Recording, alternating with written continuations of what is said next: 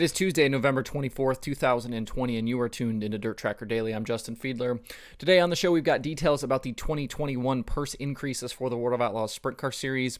We jump into the format debate with some stats. We recap last night's iRacing action, and there's some news from the Short Track Super Series. But first, this episode is brought to you by Blood Lubricants.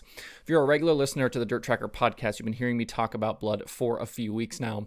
While Blood might be a newer brand name, the guys and technology behind it are not. The folks behind Blood have decades of experience making high-quality lubricants, and their technology and products have a proven track record across many industries and applications.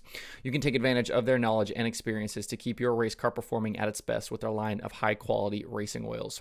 And don't just take my word for it. Listen to guys like Corey Eliason, Danny Dietrich, and Craig Kinzer. These are serious professional racers with wins on some of the biggest stages, and they all trust Blood Lubricants in their race cars. To see the full line of Blood Lubricants and accessories, visit bloodlubricants.com. That's BLUD lubricants.com. If you'd like to receive 25% off most products, use code DIRT at checkout. That's DIRT, all caps, at checkout. The World of Outlaws Sprint Car Series has not yet announced their full 2021 schedule, but we do know that for next season, there will be more money on the line. Every race on the schedule for next year will now pay a minimum of $10,000 to win, and the series point fund will increase about $90,000, with the total payout now $730,000 through the field. Single-day events will pay $10,000 to win and $1,000 to start, with the full payout nearing about $56,000. A two-day show will pay out $108,000 over the 2 nights. As for the championship, the winner will still take home $150,000. That has been the same for the last few years, but there will be significant increases through the field, with second earning $100,000, third $60,000, and more on down the line. These increases are in addition to the big money shows that will dot the schedule next year, including the Knoxville Nationals, Jackson Nationals, Kings Royal, National Open, and many, many more. There's even a possible $100,000 bonus if a driver can win both finales at Jackson and Huset's over a 5-day period. To see the full rundown on standard purses and points payouts, check out the release over at worldofoutlaws.com. This announcement will be a welcome one, certainly for teams and competitors. The topic of purses is one that just never seems to go away. It's something, honestly, that I find it a little interesting that fans and some people take part in it. For something that really doesn't affect the racing and your experience at the racetrack, there sure seems to be a lot of really strong opinions about purses.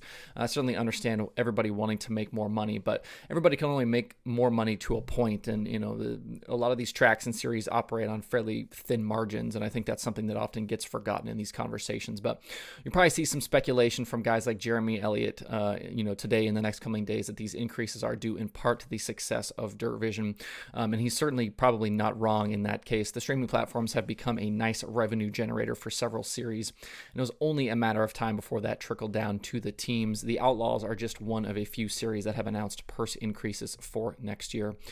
Certainly good to have that, through the course of a year that was hampered so badly by the pandemic. Speaking of topics that are ever present, Kevin Thomas Jr. posted on Twitter yesterday asking people their opinion on inverts for dirt racing formats. He asked specifically about inverting 4 or 6 or starting heats straight up and why people think the way they do. As I was preparing for the show, there's somewhere north of 40 responses to his tweet, with people kind of all over the board on what they prefer. Now that heat win stats are available for the series in the DIRTRACKR.com analytics section, we can actually put some actual data to work for us in these debates. The two best comparisons here are the World of Outlaws Sprint Car Series versus the All-Stars. The Outlaws start heat straight up from qualifying. The All-Stars invert 4. There's a tad more randomness with the All-Stars because you often only qualify against your heat race group with the All-Stars, which is the result of the draw early in the night. But the numbers actually at the end of the day don't end up being all that different. So to start off, the Outlaws ran 207 heat races in 2020. 124 were won from the pole, right about 60%. 195 were won from the front row, so 195 of 207. That's about 94%. If you add in the second row, 204 of 207 heat race winners came from the first 2 rows. That's 98.5% of heat race wins from the first 2 rows. Look at the All-Stars ran 196 heat races in 2020 with 101 from the pole. That's 51%, so a little bit off of the Outlaws. 160 were won from the front row, which is 81.6%. Again, a little bit less, 81.6 versus 94. With the invert at 4, the 2 fastest cars in each group would then start 4th and 3rd, respectively, in those heat races. So you would expect there to be more heat race wins from those positions versus the Outlaws. And you would be correct. 9 heat race winners came from the second row with the Outlaws, while 32 came from the second row with the All-Stars.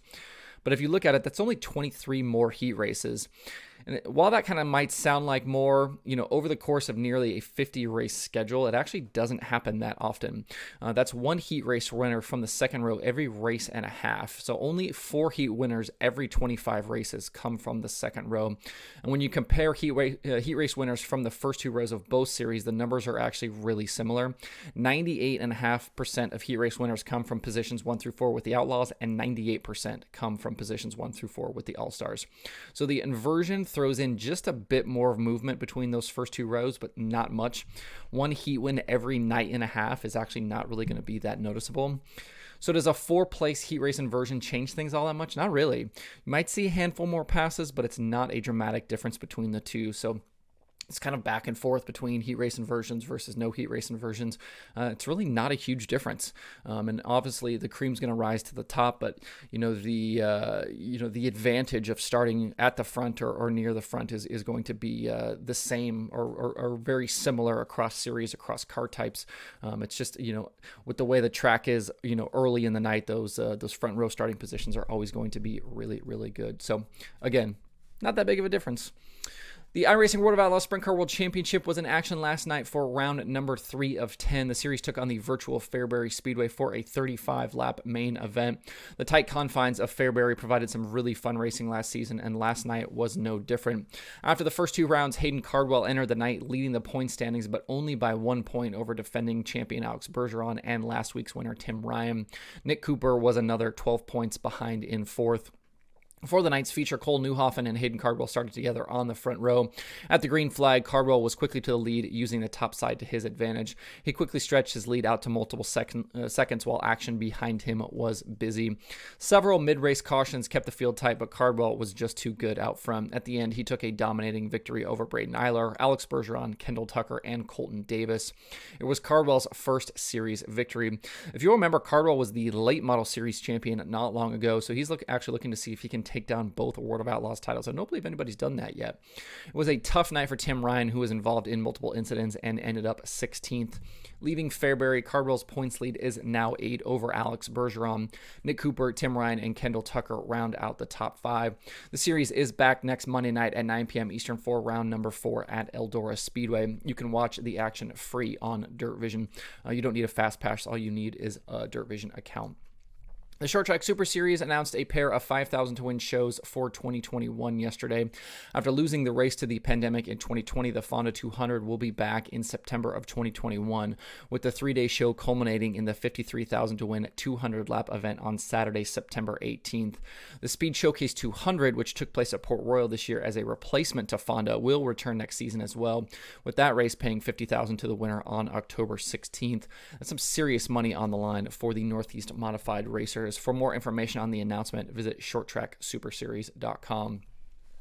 Speaking of modifieds, later today, I'm going to drop a new Dirt Tracker Conversations episode. This one featuring Northeast Big Block Modified Racer and Super Dirt Car Series competitor Matt Williamson. Matt won the 2019 Super Dirt Car Series championship and was the Super Dirt Week winner last year. He also took down some serious cash in 2020, which we will talk about. He joins the show to chat about the difficulties of racing this year, what it took to win the championship last year, being a professional racer in the Northeast, and much more. You'll be able to find the show in this podcast feed or on YouTube, so stay tuned for that later today. Streaming schedule is quiet today with only USAC 24/7 playing over on Flow Racing. To see the full daily schedule, visit DIRTRACKR.com/watch tonight. That's it for the show today. Hope everybody has a good Tuesday. You can find DIRTRACKR Daily on Apple Podcasts, Spotify, Stitcher, or where you get podcasts. Please subscribe and leave a review. You can also watch the show every day on YouTube and Facebook. You can email the show at info@DIRTRACKR.com, and you can follow along at Facebook.com/DIRTRACKR, Twitter.com/DIRTRACKR, and the website itself, DIRTRACKR.com. You can follow me personally on Twitter at Justin_Fiedler. Thanks everybody for tuning in. We'll see you tomorrow for more DIRTRACKR Daily.